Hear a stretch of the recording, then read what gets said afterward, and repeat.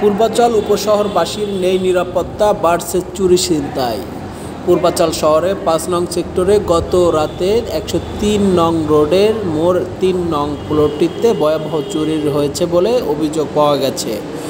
প্লটে থাকা দায়িত্বরত ব্যক্তিরা জানান, গতকাল রাতে আনুমানিক ৩টা ৩০ মিনিটের দিকে ৫ নং সেক্টরে ৩০০ ফিট রোডের পাশে ৩ নং প্লটটিতে দেওয়াল টপকে বাসায় ঢুকে ৩টি এসি, মোবাইল এবং গুরুত্বপূর্ণ ব্যবহারিক জিনিসপত্র নিয়ে গেছে। এই সেক্টরটিতে প্রায় এই চুরির ঘটনা ঘটে। পুলিশের টহল খুবই কম। পূর্বাচলে প্রায় সময় চুরি, ডাকাতি, ছিনতাই, হত্যার মতো ঘটনা ঘটে। ভুক্তভোগী এ ব্যাপারে থানায় অভিযোগ করেছে বলে জানা গেছে। মাল লেগে গেছে, দরজা খোলা, লাইট বন্ধ, গিয়ে দিই 3টা মামলা আছে তো এই ঘটনা।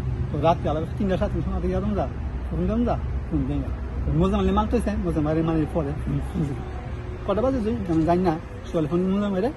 তো আমি তো দূরে আছি, আইয়েন এখানে এই সমস্যা হয়েছে, এটি আমার বলছে যে না ঘটনা হয়েছে, আপনি আইয়েন। পরে আমি আইছি। কি ঘটনা করছে, কি চুরি শুনছে এটা বলে নাই মুফানা? ওইটি বলছে এটা হচ্ছে ৫ number sector, road number ১০৩, plot number ৯। আমার সারের এক 10 কাঠা প্লট। এটা বুয়াবাড়ি ব্রিজের গোড়ায়। ৭ তারিখ দিবাগত রাত ৩:৩০টার দিকে আপনার কিছু দুষ্কৃতিকারী আপনার এই ওয়াল টেপটা, গেট টেপটা আপনার ভিতরে ঢুইকা 3টা এসি এবং আরো কিছু আসবাবপত্র আপনার এটা চুরি করে নিয়ে গেছে। তো আমারে এই মুরব্বী এই জায়গায় থাকে, উনি আপনার আমার ফোন দেওয়ার পর আমি আসছি। এখন এসে দেখলাম, পরিদর্শন করলাম।